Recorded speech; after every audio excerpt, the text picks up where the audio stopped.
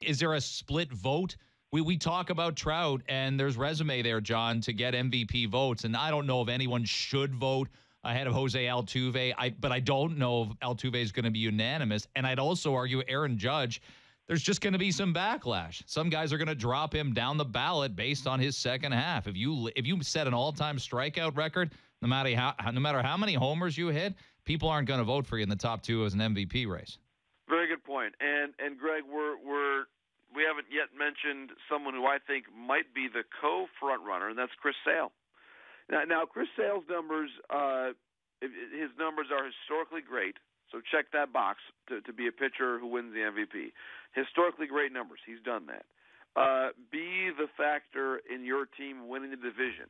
Check, as long as they do that. Because, of course, without Chris Sale, when you think about the Red Sox and the injuries to David Price and even recently Drew Pomeranz and Rick Porcello's struggles this season, without him, they're not where they're at right now. So I do think he has been the determining player in the American League East race. However, to your point about Altuve, usually when a pitcher wins it, it's because there's not a deserving position player. So that's the question. I think in the American League I think Altuve is an immensely deserving winner among position players. He checks every single box. He's on a winning team.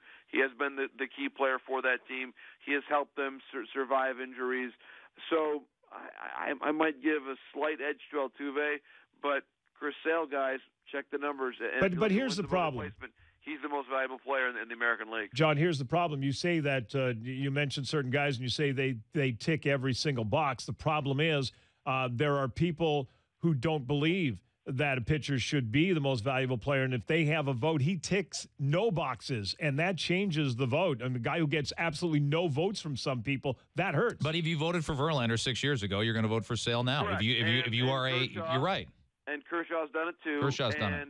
And to your point, Elliot, and it's a very fair point to bring up, but the electorate is changing, and more of the current generation of voters, of which I consider myself to be one, will look at it, and they tend to have a bit more of the holistic view of pitchers as MVP candidates. I voted for Verlander, and I do believe that many of my colleagues, I really think if you've been doing it long enough, and now if you have been exposed on some level to the analytics, as all of us have been, if you're active in covering the game today, I think you have a more charitable view of sabermetrics than many others, and I think that's the reason why we have seen both Verlander and Kershaw win it here this decade.